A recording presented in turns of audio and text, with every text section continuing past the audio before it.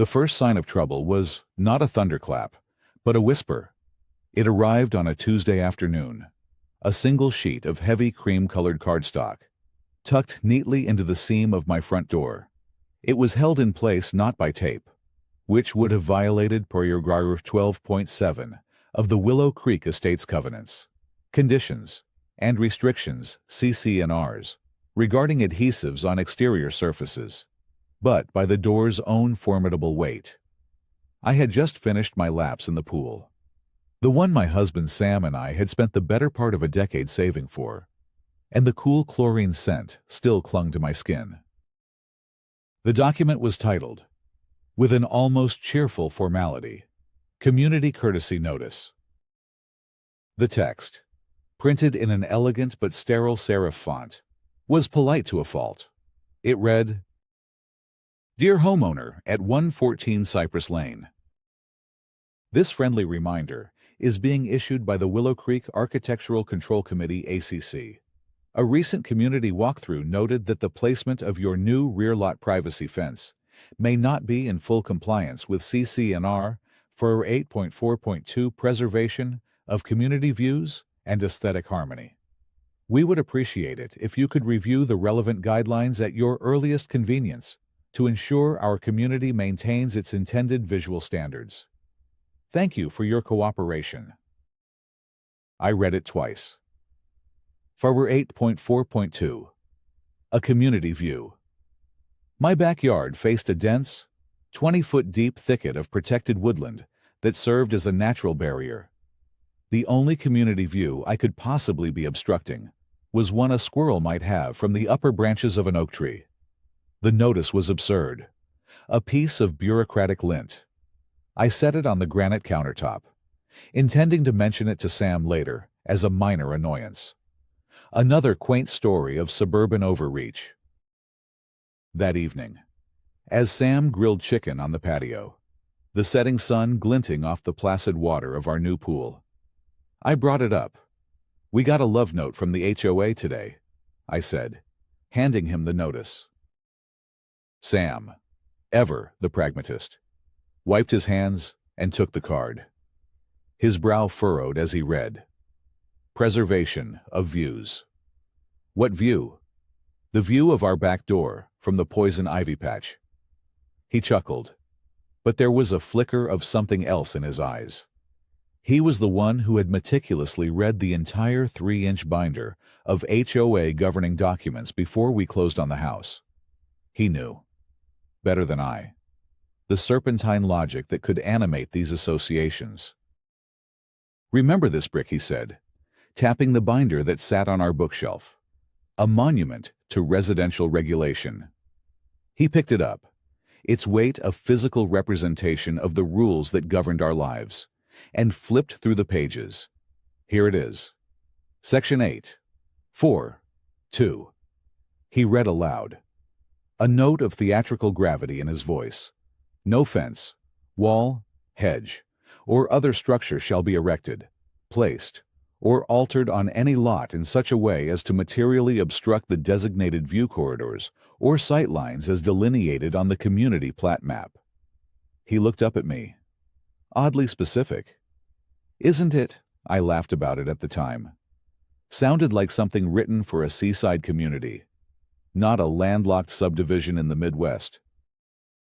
That was the first clue, the innocuous seed of a conflict we couldn't yet imagine. We dismissed it as a clerical error, a misfire from an overzealous committee member. That committee member had a name: Brenda Miller.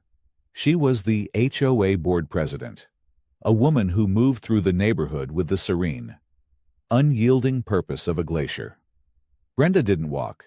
She conducted inspections. We had seen her use a tape measure to verify the distance between a neighbor's mailbox and the curb. We had heard she'd once filed a formal complaint because the shade of white on another homeowner's trim was eggshell instead of the approved off-white satin. She saw the world not as a collection of homes, but as a portfolio of assets whose value was perpetually under threat from individual expression. Her personal motto, repeated at every annual meeting, was, We are not just neighbors. We are joint stakeholders in a multi-million-dollar enterprise. Our own interactions had been minimal. A curt nod at the community mailbox. A clipped, formal email exchange when we submitted our plans for the pool, which, after 3 resubmissions to clarify the exact Pantone color of the safety markers, had been approved. We had no history with her. No personal animosity. We were simply residents, homeowners who paid our dues on time and kept our lawn at the regulation 3-inch height. We had no reason to believe her focus would ever settle on us. But as I looked at the notice again, a cold thread of unease began to weave itself into the fabric of my domestic peace. The request was polite, but the reference to a specific CC&R clause felt less like a reminder and more like the chambering of a round. This wasn't a friendly note. It was a warning shot. I just didn't know what war we were supposed to be fighting. I folded the cardstock and placed it in the binder with our deed and property survey. A piece of paper filed away with other important papers. We finished our dinner, the conversation turning to work, to plans for the weekend, to anything other than the HOA. We believed that by ignoring it, by treating it as the absurdity it was, it would simply fade away. We were wrong. The whisper was about to become a roar. Our home on Cypress Lane was the physical manifestation of a 15-year plan. Sam and I had started with a tiny condo, then a starter home.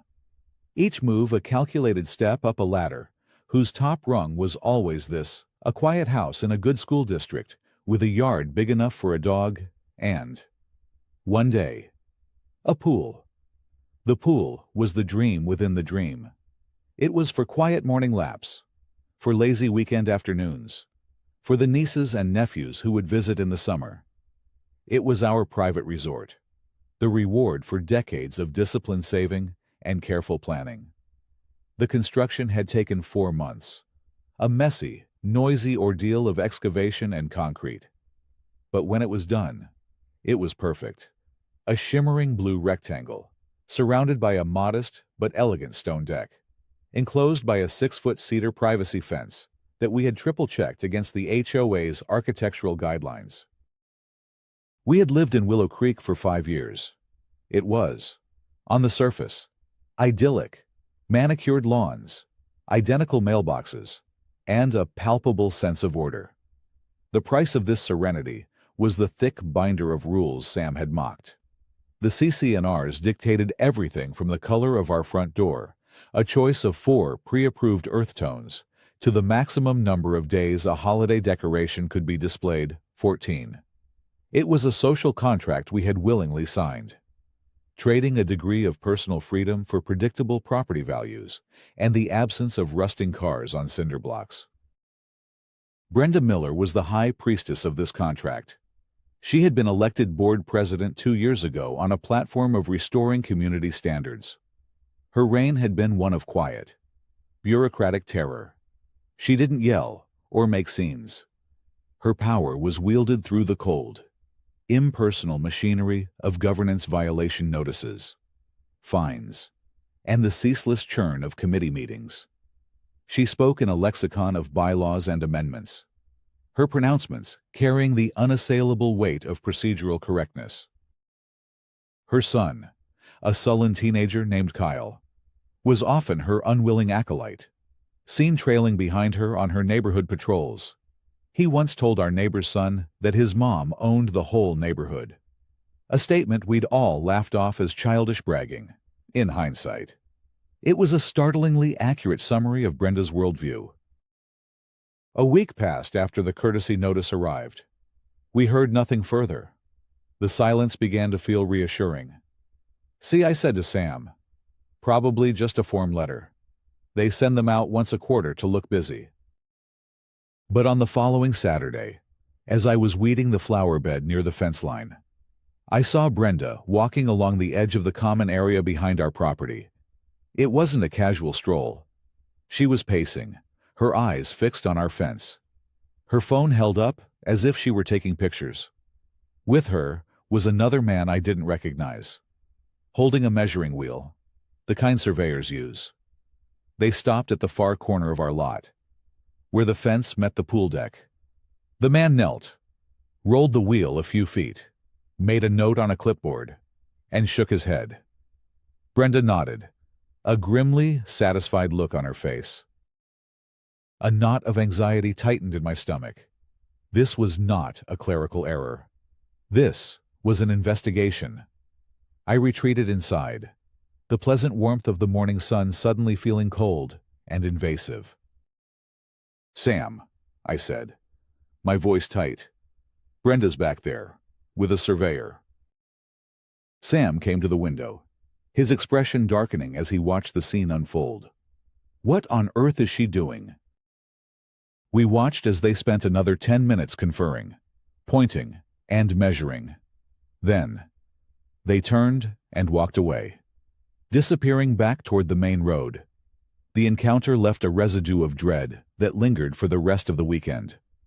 We were being scrutinized, our small, perfect world placed under a microscope, and we had no idea why. The answer arrived 9 days later. It came not as a polite note on the door, but via the sharp, official rap of a postal worker, delivering a certified letter. I had to sign for it, the green and white slip feeling like a summons. The return address was that of the HOA's management company, a faceless entity in a corporate park 30 miles away.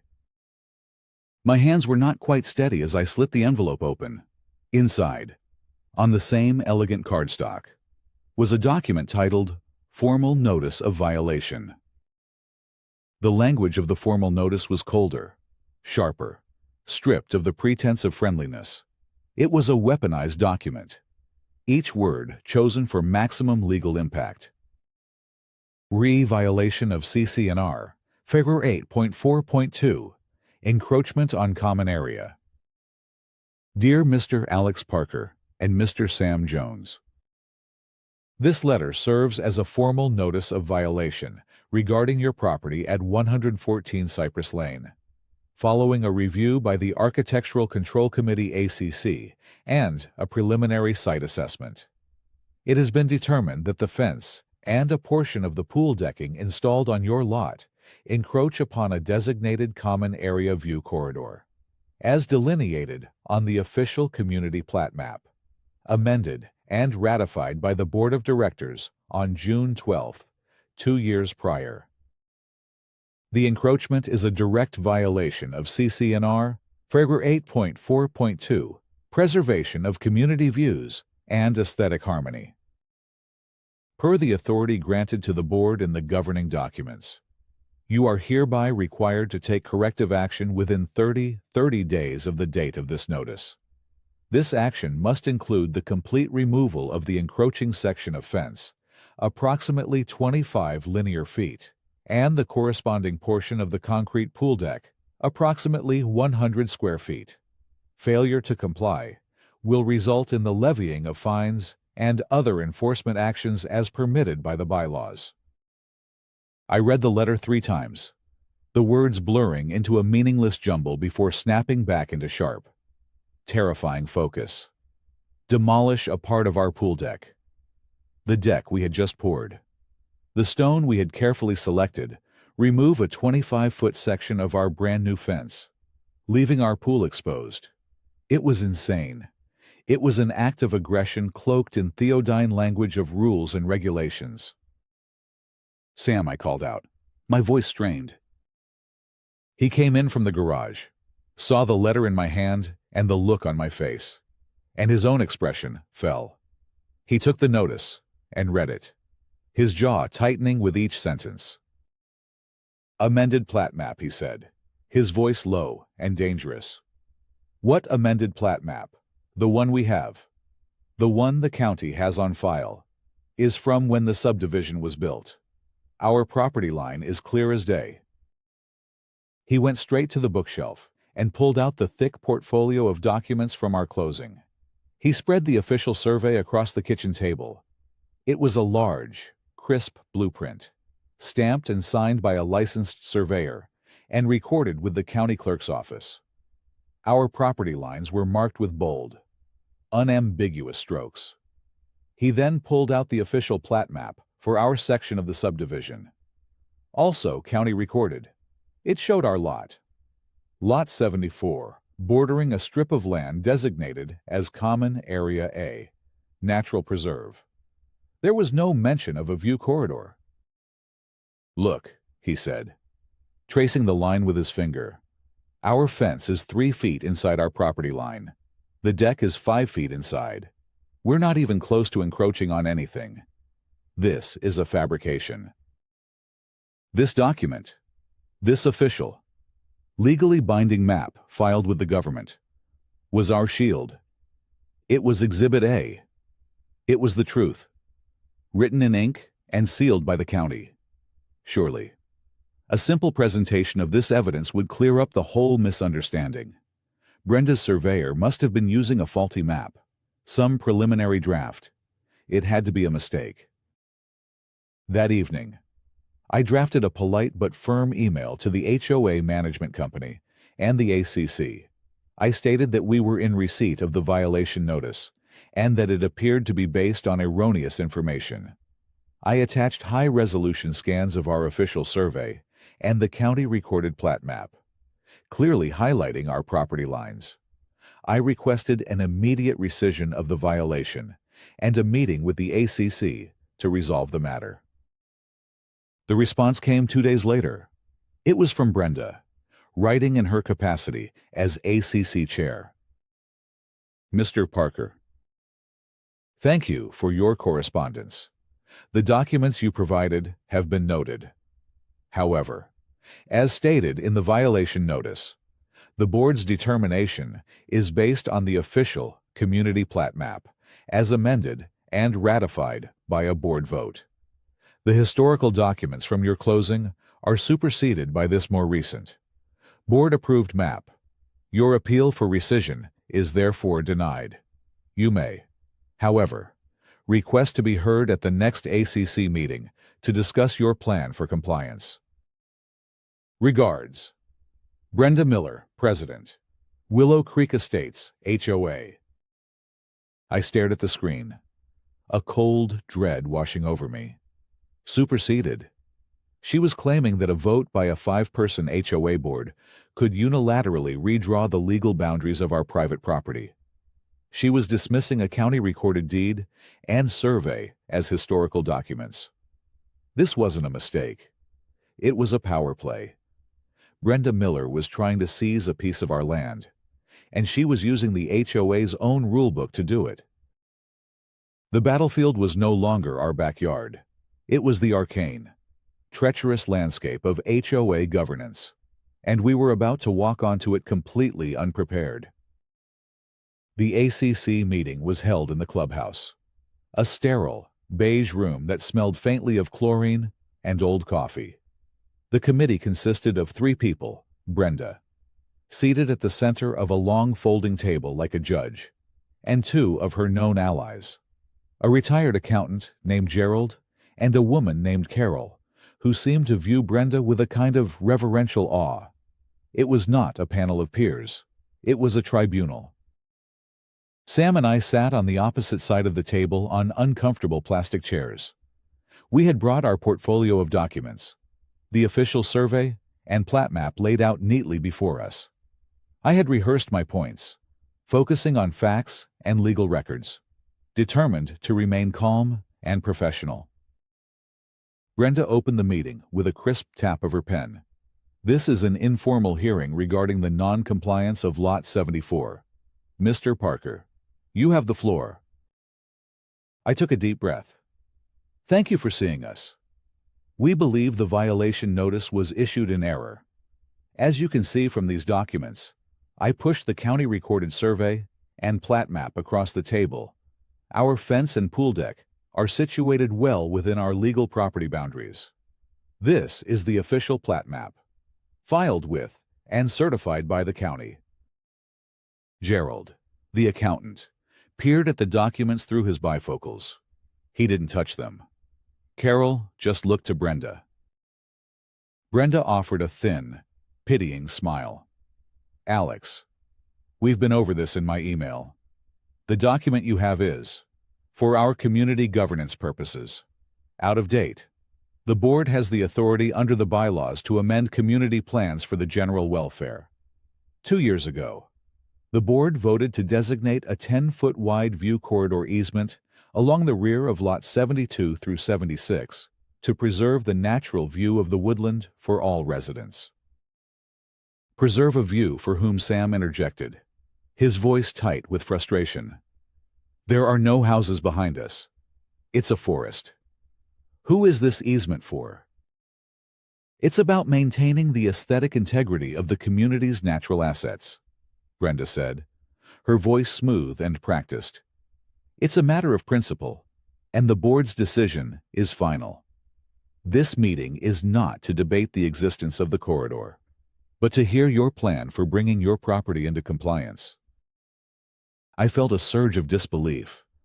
So you're saying a vote by the 5 of you can take precedence over a legally recorded property deed, that you can just create an easement on our private land without our consent, without compensation, and without even notifying us until after we've invested our life savings into a major improvement. The notification was public, Brenda countered, her eyes like chips of ice. The vote was held at a regular board meeting, and the minutes were published, as required. It is a homeowner's responsibility to stay informed. This was the core of her strategy, a maze of procedural traps. She had followed a twisted version of the rules, creating a paper trail that gave her actions a veneer of legitimacy. Our ignorance was, in her eyes, our fault. We would like to see a copy of this amended plat map, Sam said, his tone demanding, and a copy of the minutes from the meeting where this was approved. Brenda's smile didn't waver. Of course.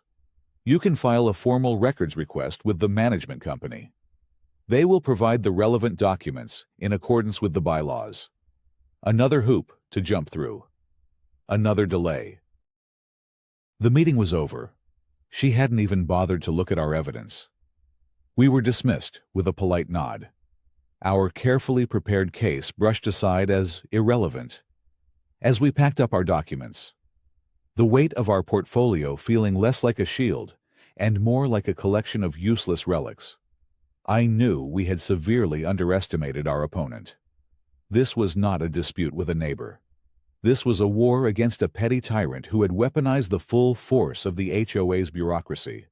We were no longer fighting for a piece of our yard. We were fighting for the fundamental principle of ownership itself, and we were losing. The drive home from the clubhouse was silent and heavy. The kangaroo court had laid bare the reality of our situation. We were trapped in a system where facts didn't matter. Only Brenda's interpretation of the rules she had likely helped to write.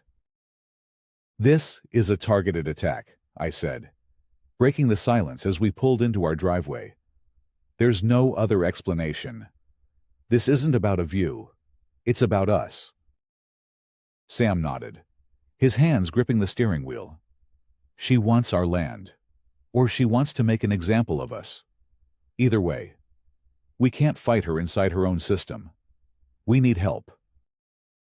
That night, the house felt different. The comforting sanctuary of our home now seemed vulnerable, under siege. We sat at the kitchen table, the violation notice and our useless survey spread between us. The 30-day compliance clock was ticking. Our first call was to a real estate lawyer. He listened patiently to our story, asked a few pointed questions about the CC&Rs, and then delivered a sobering prognosis. You're almost certainly in the right on the property law side of things, he explained. An HOA board can't unilaterally seize an interest in your deeded property without due process and, typically, compensation.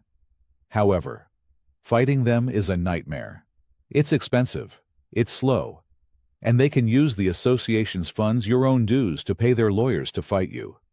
They'll try to bury you in motions and legal fees. His retainer was $5,000, just to start. It was money we didn't have, not after the pool. Defeated, but not broken. We shifted strategies. If we couldn't afford to overpower them legally, we had to outsmart them procedurally. Our first step was to follow Brenda's instructions to the letter. I drafted a formal, meticulously worded email to the management company, citing the relevant state statute, to request the official records, the minutes from the board meeting where the view corridor was approved, and a copy of the amended community plat map she had referenced. While we waited, I started digging. I spent hours online, poring over county property records, searching for any amendment, easement, or covenant related to Willow Creek Estates filed in the last 5 years. There was nothing. The only plat map on file was the original one from our closing documents. My research led me to local planning and zoning forums, which is where I found his name, Arthur Chen.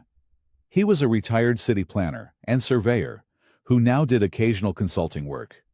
His online profile was littered with glowing reviews from people who had fought City Hall or, more tellingly, their HOAs. His specialty was untangling bureaucratic knots. He was, by all accounts, a document detective. I called him. His voice was calm and methodical. He listened to my story without interruption. When I finished, he was quiet for a moment. An unrecorded plat map amendment used to justify an easement claim. He said, more to himself than to me. That is, bold. I'll take a look at your documents. No charge for the initial review. I find these puzzles interesting. A sliver of hope cut through my anxiety. For the first time, we had found someone who understood the language of our problem. We sent him our entire file, our deed, our survey, the violation notices, our correspondence with Brenda. A week later, a thick manila envelope arrived from the HOA management company. Inside were the requested documents. The first was a copy of the board meeting, minutes from June 12th, 2 years prior. My eyes scanned the page, past the mundane reports from the landscaping and social committees, until I found it, Agenda Item 7C motion, to approve designation of a view corridor easement, as presented on revised community plat map. The motion was recorded as passing 3 under 2. But the most critical part of the document was what wasn't there. Following the motion, there was a paragraph-long block of solid black redaction, a thick, deliberate black line, like a state secret, hiding the discussion, the justification, or something else entirely. It was a blatant, arrogant act of concealment. Why would they redact the minutes of a public meeting? This was our breadcrumb. This was the proof of a cover-up. The second document was the map itself. It looked official enough at first glance, a professionally rendered site plan of our cul-de-sac.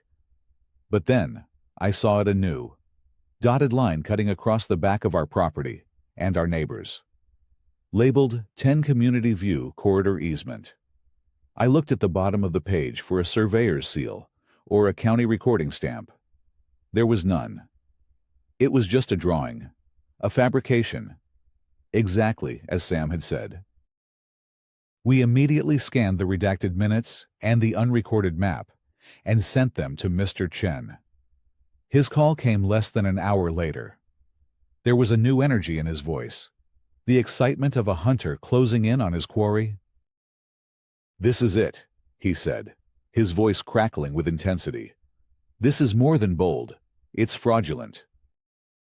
"Mr. Parker," Mr. Chen began, his voice crisp and precise over the phone.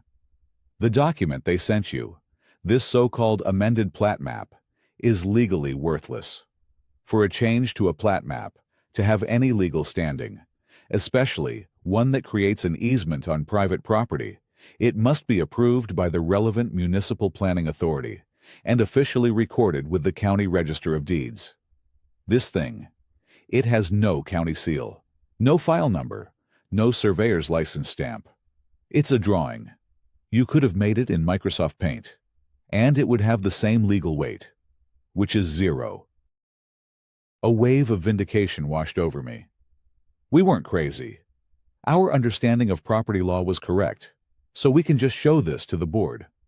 Prove their map is invalid. Not so fast, Mr. Chen cautioned. They'll just claim it's an internal community planning document, and that the board's authority to create rules for common areas gives them the power to enforce it. They're operating in a legal gray area, counting on you to not have the resources to challenge their interpretation in court. The map is your key piece of evidence, but it's the redaction that tells the real story. They're hiding something. The blacked-out paragraph in the meeting minutes obsessed me. What could be so incriminating that they would risk making such an obvious, ham-fisted attempt to conceal it? The motive, which had been a frustrating mystery, was clearly buried in that black ink.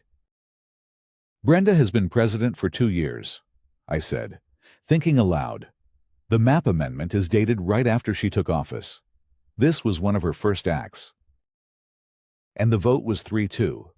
Mr. Chen added. Close. It means 2 people on the board at the time thought it was a bad idea. One of them might be willing to talk. Do you know who was on the board back then? The HOA website listed the current board members, but not past ones. It took another day of digging through old community newsletters saved as PDFs on the website's archaic server.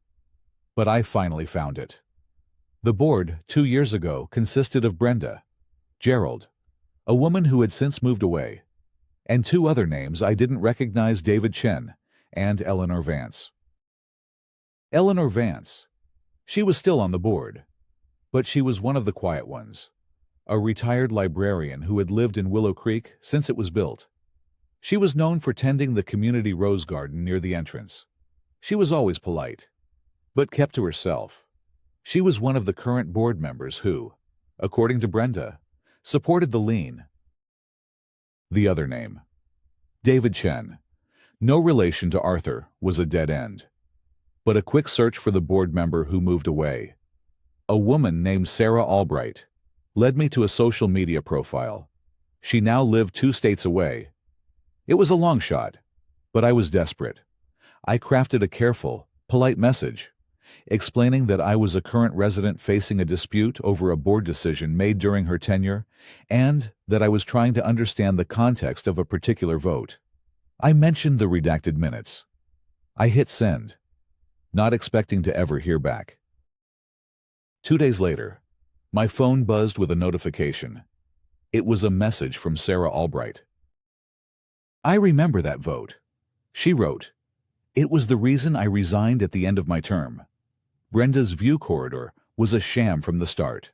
I can't believe she's actually trying to enforce it. I might still have my unredacted copy of those minutes in my old HOA files. Let me look." My heart hammered against my ribs. This was it. The break we needed. An hour later, a PDF appeared in my inbox. The subject line was simple: good luck. I opened the file. It was a clean scan of the June 12th minutes. I scrolled down to Agenda Item 7C. There, in plain text, was the paragraph Brenda had tried to erase from history. Discussion followed the motion. President Miller explained that the establishment of the view corridor was a necessary first step for a proposed community beautification project. The project would involve clearing the designated easement area and hiring a professional landscaping firm, Greenscape Designs, to install a rustic walking path and native plantings. She presented a preliminary bid from Greenscape for $50,000 to complete the work. Board members Albright and Chen raised concerns about the cost and the lack of competitive bids. President Miller stated that Greenscape was a preferred vendor with whom she had a pre-existing relationship, ensuring a smooth and efficient process. The motion to approve the easement passed 3-2. Greenscape Designs, a name, a dollar amount, and a pre-existing relationship. The motive was no longer murky. It was crystal clear. This wasn't about a view. It was about a $50,000 landscaping contract. Brenda wasn't trying to seize our land for the community. She was trying to seize it for a contractor. Suddenly, her obsession, her procedural warfare, her dismissal of our legal documents, it all snapped into focus. It was a classic, grubby case of self-dealing, wrapped in the sanctimonious language of community standards. We finally had our smoking gun. Our discovery should have been a moment of triumph. But Brenda, sensing we were digging, decided to escalate. She was no longer content to let the bureaucratic process grind along at its usual leisurely pace. She was applying pressure, trying to break us before we could build our case. The first blow came a week after we received the unredacted minutes. A new certified letter arrived. This one was a notice of fine for continued noncompliance. A penalty of $100 per day was being levied against our account, retroactive to the expiration of the original 30-day compliance window. A quick calculation told me we already owed over $1,000. The fine would continue to accrue daily until we capitulated and demolished our deck. The letter was a gut punch. It transformed the dispute from a theoretical battle of principles into a concrete financial crisis. Sam was shaken. $100 a day, Alex. This is getting out of control. We can't afford this. That's $3,000 a month. That's more than our mortgage payment. It's a scare tactic, Sam, I argued, though my own resolve was fraying. It's an unenforceable fine based on an invalid violation. It's all part of her game. A game that's costing us real money. And what happens when we don't pay? They have to disclose delinquencies, don't they? It could affect our credit. His fear was valid. Brenda was attacking us on a new front, turning the financial stability we had worked so hard to build into a weapon against us. The peace in our home was gone, replaced by a constant, low-grade anxiety. Every conversation seemed to circle back to the fines, the potential legal costs, the looming threat. Before we could even formulate a response to the notice of fine, the second, more devastating blow landed. Another certified letter. This one was printed on stark, severe letterhead. Notice of intent to file a lien. This was the nuclear option in the HOA arsenal. A lien on our property would be a black mark on our title. It would make it impossible to sell or refinance. Worse. As I explained to a horrified Sam after a frantic Google search, many mortgage agreements contain a covenant requiring homeowners to keep their title clear of such encumbrances. A lien could, in a worst-case scenario, trigger an acceleration clause, making our entire mortgage balance due immediately. It was a remote possibility, but the threat alone was terrifying. Brenda wasn't just trying to take a piece of our yard anymore. She was threatening our entire home. The pressure was immense. We were sleeping in shifts, waking up in the middle of the night to reread the documents, searching for an angle we had missed. Our dream home had become a source of profound stress. Feeling cornered, I decided to take one last, desperate gamble. I needed an ally on the inside, or at least a better understanding of the board's dynamics. I thought of Eleanor Vance, the quiet librarian, the one who had cast one of the 2 dissenting votes years ago, even if she seemed to be on Brenda's side now. I found her tending the roses near the community entrance the next morning. Her hands, protected by thick gardening gloves, moved with a gentle, practiced care among the thorns. "Eleanor," I said softly, not wanting to startle her. She looked up, her eyes wary. "Alex, I was sorry to hear about your troubles." "I think you can help me," I said. Deciding directness was the only path. "I know you voted against the View Corridor Amendment 2 years ago. I know you had concerns." Her face became a careful, neutral mask. That was a long time ago. The board made its decision. "Brenda is trying to put a lien on our house," I said, my voice pleading. This isn't about a view. We know about the Greenscape Designs contract. We know she's trying to funnel $50,000 to a company run by her brother-in-law. I had expected shock, or at least surprise. Instead, Eleanor's expression softened into one of weary resignation. She sighed, a long, tired sound, and stripped off her gloves. I had my suspicions about that contract, she admitted quietly, but I had no proof, just a bad feeling. Brenda has Gerald and Carol wrapped around her finger. They vote with her on everything. She has the majority. She has the votes to approve the lien. Alex, my vote won't stop it. My hopes plummeted. She knew, but she felt powerless. But, she continued, lowering her voice and glancing around to ensure we were alone. The annual homeowners meeting is in 2 weeks. It's the one time a year the entire community is present. The board has to allow for an open forum where any homeowner can speak. She paused, her eyes meeting mine. You get 5 minutes. Not a second more. Brenda will be chairing the meeting, and she will cut you off if you go over, if you're going to make a stand. That's the place to do it. Not in a closed committee meeting, but in front of everyone, in front of all the neighbors she's bullied over the years. She wouldn't be my champion, but she had just given me a battle plan, a public forum, a ticking clock, and a single chance to expose the truth. The lien was still coming. The fines were still piling up. But now, we had a destination. We had a climax. In 2 weeks. In front of the entire neighborhood.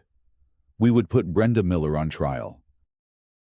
The annual homeowners meeting was held in the local middle school auditorium, the only venue large enough to accommodate the simmering discontent of Willow Creek Estates. The air was thick with a mixture of cheap coffee and suburban grievance. Nearly 200 homeowners filled the worn vinyl seats. A far better turnout than usual. Word of our dispute, of the escalating fines and the lien, had spread through the neighborhood's grapevine. People who had suffered their own minor indignities at Brenda's hands. A notice for a garbage can left out an hour too long. A fine for an unapproved brand of mulch were here to watch the show. Sam and I sat in the third row. On my lap was a slim portfolio containing our entire case, distilled into a series of clear, damning exhibits. On a USB drive in my pocket was a simple PowerPoint presentation, designed to be understood in seconds. Mr. Chen had helped me refine it, advising me to be ruthlessly efficient. 5 minutes is an eternity if you're prepared. He'd said, it's a blink if you're not. Brenda sat on the stage at a long table with the other 4 board members. Gerald and Carol were on her right, flanking her like loyal lieutenants. On her far left sat Eleanor Vance, her expression unreadable. A large digital clock was projected onto the screen behind them, currently displaying the agenda. Later, it would become my countdown timer. Brenda ran the meeting with her usual icy efficiency, moving through the treasurer's report and the landscaping committee update with brisk, no-nonsense authority. Finally, she arrived at the last agenda item before the board election. We now come to the open forum for homeowner comments. As a reminder, each speaker is allotted 5 minutes to address the board. We will begin with Mr. Alex Parker of 114 Cypress Lane. My name echoed slightly in the large room. A hush fell over the crowd. I walked to the podium at the side of the stage, my heart a steady, heavy drum against my ribs. I plugged my USB drive into the laptop provided. As my first slide appeared on the big screen behind Brenda, the digital clock reset. Bright red numbers glowed 0500. Good evening, I began, my voice clear and even. I looked out at the faces in the audience. Neighbors I knew, people who just wanted to live in peace. My name is Alex Parker. My husband Sam and I have lived on Cypress Lane for 5 years. We love this community, but we are currently facing fines and a lien on our home from this board. And I'm here tonight to show you why. 04:45. Brenda shifted in her seat, her smile tight. Alex, this forum is for general comments. Specific violation disputes have their own process, which you've already been through. My comments are about board governance and transparency. Brenda, I replied, not taking my eyes off the audience. And they are of general interest to every homeowner here. I clicked to the next slide. 04:30. On the screen appeared a high-resolution image of our official county recorded plat map. I used the laser pointer to trace the bold, clear line of our property. This is a legal document, on file with our county. It shows the legal boundaries of our private property, the one we purchased and pay taxes on. As you can see, our property borders a common area designated as a natural preserve. 03:50. I clicked again. The next slide showed the amended map Brenda's committee had sent us. I pointed to the crude dotted line cutting through our lot. This is the document the board is using to justify their actions. Notice the lack of a county seal, the lack of a recording number, the lack of a surveyor's stamp. I consulted with a retired city planner, who confirmed this document has no legal authority. It is, in his expert opinion, a meaningless drawing. A low murmur rippled through the auditorium. People were leaning forward, whispering to their spouses. 03:15. The board claims this map was amended at a meeting 2 years ago. I continued, my pace steady. When I requested the minutes from that meeting, this is what I was given. The next slide showed the page with the large, blacked-out paragraph. Gasps were audible now. The arrogance of the redaction was plain for all to see. 02:40. Why would the board hide the discussion from us? What could be so sensitive? I paused for effect. Fortunately, a former board member provided me with an unredacted copy. I clicked, and the two versions appeared side by side. The hidden text was highlighted in yellow. I read it aloud.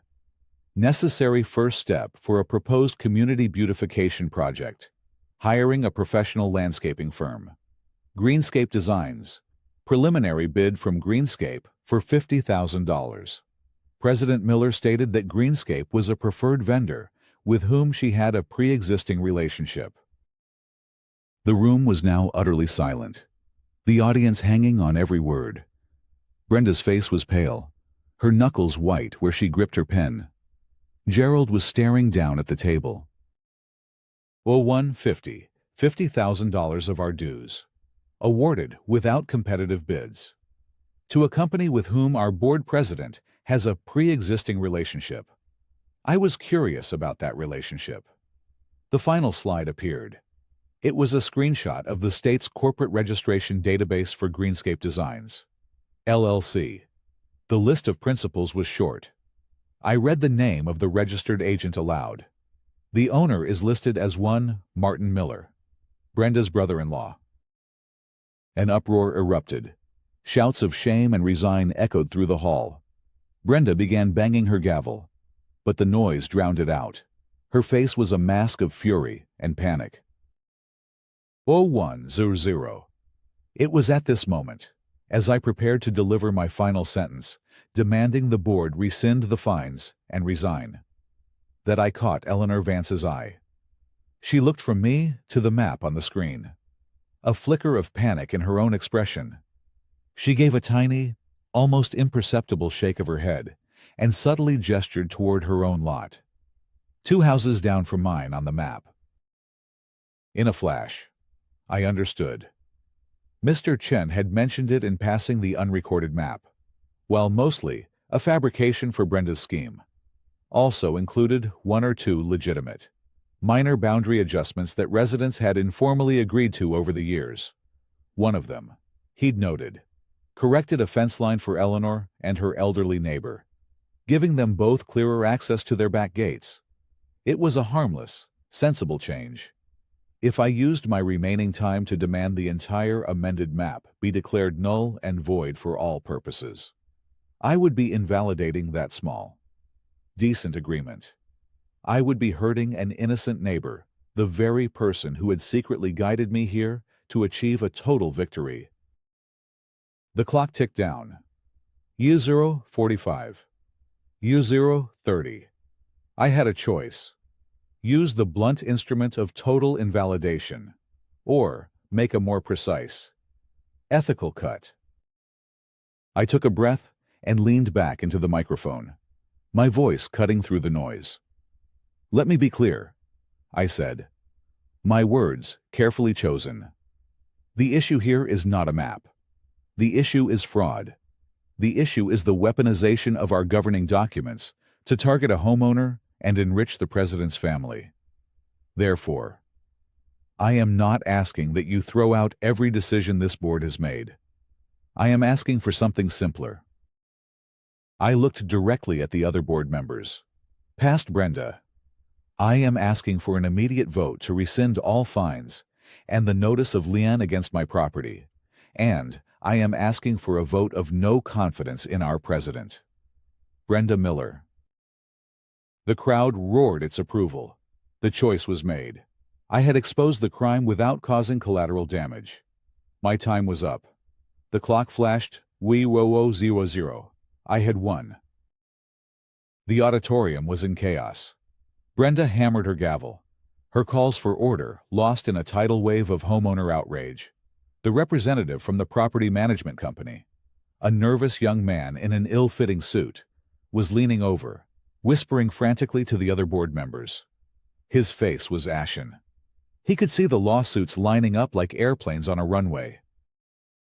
It was Eleanor Vance who finally stood up. Her voice, though not loud, carried the quiet authority of her years. A motion has been put to the floor by a homeowner in good standing, she announced, her voice resonating through the microphone. A motion for a vote of no confidence in the president. Do I have a second? A dozen hands shot up. I seconded, a man from the back shouted, followed by a chorus of agreement. Brenda stared at Eleanor, her expression one of utter betrayal. This is out of order. This is not on the agenda. According to our bylaws. Article 3. Section 5. Eleanor countered, her voice unwavering. A motion of no confidence can be raised from the floor at the annual meeting if seconded by 10% of the homeowners present. I believe we have met that threshold. She had come prepared. The management rep, seeing the direction this was headed, nodded grimly at the remaining board members. The choice was clear. Go down with Brenda's ship, or save the HOA from catastrophic legal liability. Gerald and the other board members, stripped of their leader's protection, crumbled. The vote was held by a show of hands. It was a landslide. The motion of no confidence passed with only 3 nays: Brenda, Gerald, and Carol. Immediately following, Eleanor made a second motion. I move that the board immediately and retroactively rescind all fines and enforcement actions related to the alleged encroachment at 114 Cypress Lane. That, too, passed instantly. The lien was dead. The fines were gone. Eleanor's third and final motion was the kill shot. I move that this body authorize a full, independent, and forensic audit of the HOA's financials for the past 2 years, with a specific review of all no-bid contracts authorized by the ACC. The motion passed unanimously, even Gerald and Carol raising their hands in a desperate act of self-preservation. Brenda Miller sat stunned and silent, her gavel resting uselessly on the table. She had been publicly stripped of her power, her authority dismantled piece by piece in front of the very people she sought to rule. She gathered her papers with a shaking hand, stood up without a word, and walked off the stage, exiting through a side door. The reign of Willow Creek's queen was over. As the meeting dissolved into a buzz of excited conversation, Sam and I were surrounded by neighbors, People clapped me on the back, shook our hands, and shared their own stories of Brenda's petty tyrannies. We were no longer the pariahs of Cypress Lane. We were heroes. It was a strange and overwhelming feeling. In the crowd, I saw Eleanor. She caught my eye and gave me a single, slow nod of approval and gratitude. My choice at the podium had been the right one. The victory was not just for us. It was for the integrity of the community. The weeks that followed were a whirlwind of change for Willow Creek Estates. The independent audit was as devastating as we had imagined. It uncovered not only the attempted kickback with Greenscape Designs, but also a pattern of financial mismanagement, favoritism in vendor selection, and the use of HOA funds for personal errands disguised as community expenses. Faced with the irrefutable evidence, Brenda, Gerald, and Carol resigned from the board in disgrace before they could be formally removed. The management company, found to be complicit through negligence, had its contract terminated. A special election was held to fill the vacant board seats. To my surprise, a delegation of neighbors asked me to run. After a long discussion with Sam, I agreed.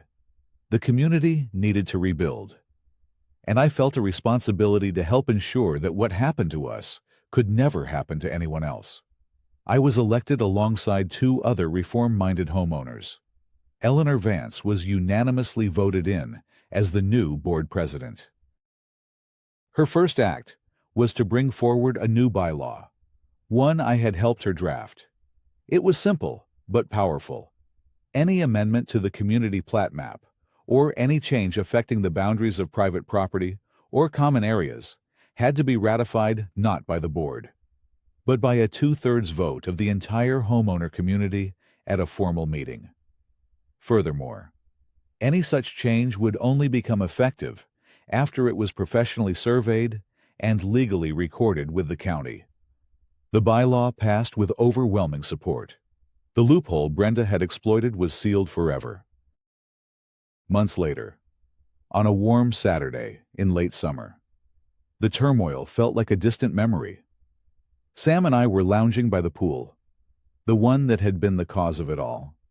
The water shimmered, the stone deck was warm under our feet, and the cedar fence stood tall and untouched, exactly where we had built it. The only sound was the gentle hum of the pool filter and the chirping of birds in the woodland preserve beyond. Our home was ours again, completely and without question. We heard the soft click of the side gate opening. It was Eleanor, holding a chilled bottle of champagne.